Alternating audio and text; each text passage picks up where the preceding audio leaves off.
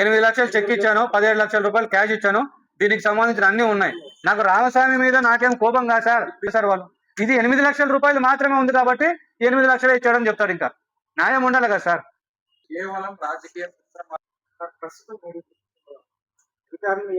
Sir నాకు వీళ్ళు ఇటువంటి మోసాలు రాష్ట్రంలో కానీ మన జిల్లాలో కానీ ఎటువంటి వాళ్లకు చేయకూడదు. నంబర్ 1, నాలాగా వేరే వాళ్ళు మోసపోరాదని చెప్పి నేను కోరుకుంటున్నాను.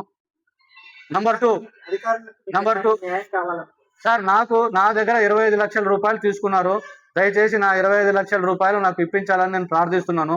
దీనికోసము వీళ్ళు చేసిన ఏవైతే ఉన్నాయో ఇవన్నీ ఎవిడెన్స్లు కూడా నేను ఆల్రెడీ పంపించేశాను.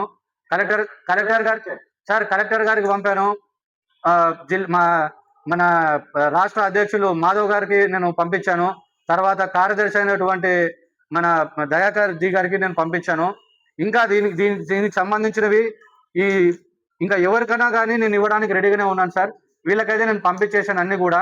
ప్రతి ఒక్కటి కూడా వీళ్ళు అమ్మినటువంటి డాక్యుమెంట్ని పెట్టుకొని మళ్ళా చేస్తున్నారు. నాకు డబ్బులు కావాలి సార్. నేను చాలా ఇబ్బందుల్లో ఉన్నాను. నా ఇంటిని కూడా అమ్ముకున్నాను. ఇంకొకటి సార్, నాలాంటి వాళ్ళు ఇట్లా ఇండస్ట్రీస్ పెట్టుకోవాలని చెప్పి వస్తే ఇట్లా మోసాలు జరిగితే ఎవరు సార్ వచ్చి చేస్తారు? నేను ఏదో ఒక 100 మందికి 200 మందికి నేను ఎంప్లాయ్మెంట్ చేయించాలని చెప్పేసి నేను మంచి ప్రాజెక్ట్ తయారు చేసుకొని వచ్చే టైంలో నన్ను ఈ విధంగా మోసం చేస్తే నేను ఏం చేయాలో మీరే చెప్పండి సార్. నా డిమాండ్ ఒకటే సార్, ఇంకా నెక్స్ట్ ఇటువంటి వాళ్ళు ఎవరికి చేయకూడదు. దీని మీద రాష్ట్ర అధ్యక్షులు పూర్తిగా విచారణ జరిపించి వీరికి తగిన శిక్ష కూడా విధించాలని నేను కోరుకుంటున్నాను సార్. నా పేరు రాంభట్ల ప్రశాంత్ అండి.